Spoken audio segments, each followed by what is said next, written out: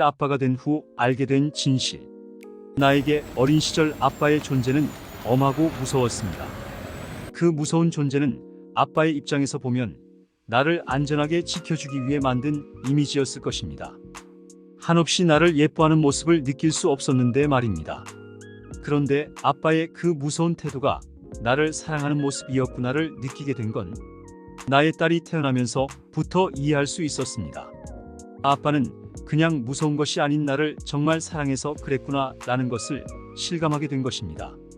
나의 딸도 아빠에 대해 어떻게 느끼면서 성장할지 내심 궁금함이 솟구칩니다. 내가 생각하는 아빠라고 불리는 의미, 아빠라는 단어에는 여러 가지의 의미가 담길 수 있습니다.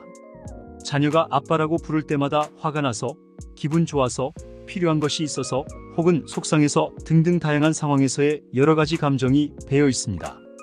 부르는 호칭에 감정이 어떻게 녹여 있느냐에 따라 자녀의 욕구를 파악해 볼 수 있지요. 아빠를 부르는 것이 자녀의 신호이자 자녀의 표현일 것입니다. 이런 아빠의 호칭에는 두 가지 이상의 의미와 감정이 배어 있을 수 있습니다. 보통 우리는 거부를 한 것인지 아니면 수용을 한 것인지 모를 모호한 거부를 자주 범하게 됩니다. 모호한 거부는 분명하지 않고 흐릿허분한 의미를 부여하게 됩니다. 예를 든다면 나 이거 해도 돼라고 다른 사람이 물었을 때 보지 않고 응이라고 답하자 해도 되는지 물어본 사람이 시도합니다. 이때 응이라고 대답을 한 사람이 야 하지마, 이걸 왜 하는 거야?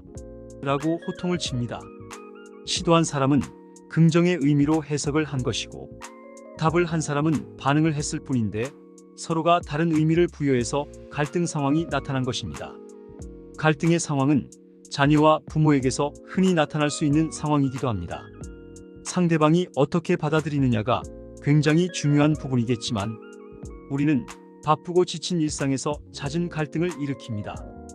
이런 갈등 상황이 일어난다고 해도 내가 기분이 좋으면 그냥 넘어가게 되고 내가 기분이 좋지 않으면 서로의 갈등을 더 심화시키는 경향이 있다고 느껴집니다. 그래서 자기 자신의 컨디션이 굉장히 중요하다고 생각됩니다. 어떻게 받아들일 것인지가 내가 교감할 가족과 자녀에 대한 집안 분위기가 될 수 있기 때문입니다. 아빠라고 불릴 아니면 불리어지고 있는 남자들에게는 내가 어떠한 상태인지를 파악할 필요가 있습니다. 아빠를 말하기 이전에 아빠인 나라는 사람을 생각해 볼 의무가 있습니다. 그래서 지금 시작하는 좋은 아빠를 위해 오늘의 나를 비춰보는 시간을 가져보도록 권유하고 싶습니다.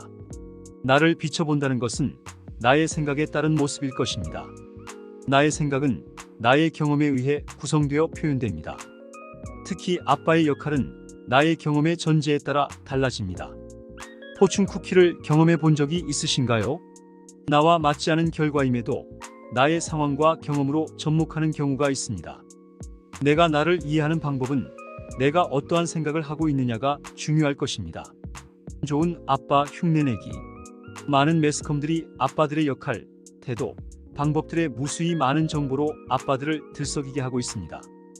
저 또한 그 수많은 정보를 읽어보고 실천을 해보기도 했습니다. 그러나 이상하게도 나와 맞지 않거나 다른 사람의 일상으로 밖에 느끼지 못하는 결과물들이었습니다. 왜 나와 맞지 않는 걸까요? 되물어보고 생각해보니 그 이유는 내 감정이 문제였던 것 같습니다. 내가 받아들이고 나의 환경에 맞는 것을 시도하지 않았기 때문이죠. 내가 느끼고 내가 생각한 것들을 실행해야 하지만 무심코 시도만 해왔던 것입니다. 그래서 내가 느낀 상황과 나의 감정을 나열하면서 아빠의 역할을 고민하게 되었습니다. 아빠라고 불리는 순간부터 결혼을 하고 자녀를 갖게 되면서 아빠라는 호칭을 얻게 되죠. 소중한 생명이 주는 감동이 오래 가기보다 아빠라는 역할이 주어지게 됩니다. 아내가 임신을 한 직후부터 아빠의 역할을 갖게 되는데 아무런 준비 없이 맞이하는 아빠의 역할은 아빠들이 형성해야 할 다양한 능력을 키우지도 못한 채 시작됩니다. 갑작스럽게 시작되는 것이 아님에도 불구하고 안타깝게도 무덤덤하거나 아내의 눈치를 볼 수 있는 상황까지도 연출이 되는 것 같습니다.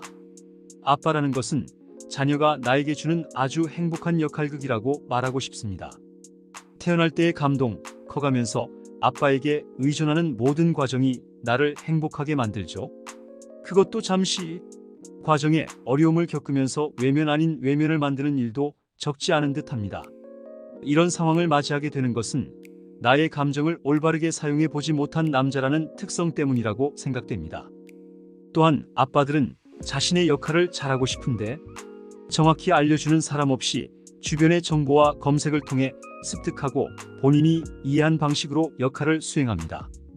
이러한 문제점들이 위에 언급한 상황을 야기합니다.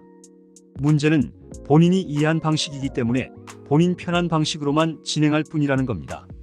이런 자기 이해 방식의 행동이 다른 사람들을 배려하지 못한 채 현상과 상황으로 부딪히는 순간을 연출하는 것 같습니다. 상황과 충돌하는 아빠. 아빠는 가족과 함께 살아가는 동안에 서로가 협의된 상황이 아닌 일방적으로 받아들여야 하는 상황으로 가족과 충돌이 불가피할 것이라고 봅니다. 살면서 사람들은 갈등을 경험하게 되고 그 갈등이 쌓여가면서 상대방과 서로 무시하거나 모욕감을 주면서 마음에 상처를 주는 일들을 많이 행할 것이라고 생각됩니다. 관계가 어려워지면서 점차 서로 거리를 두고 무관심하는 상황들을 보게 됩니다. 이런 상황들은 가족과도 예외는 아닐까 고민을 하게 됩니다. 아빠가 되면 아빠의 역할을 하다가 갈등에 부딪히는 일들이 빈번하게 발생할 것이라고 여겨집니다. 갈등은 그냥 둔다고 해결되어지지 않죠. 근본적인 나의 갈등 요인을 소거해야 할 것입니다. 갈등을 최소화시키기 위해서는 지금의 나를 되돌아보고 현 상황을 올바르게 바라봐야 합니다. 또한 이를 통해 해결할 수 있는 실마리를 잡을 수 있을 것입니다. 그래서 아빠 이전에 나의 감정을 되짚어봐야 가족과의 행복한 시간이 지속되어 질 수 있다고 이 저자는 생각하고 있습니다. 다음을 위한 구독, 좋아요 부탁드려요.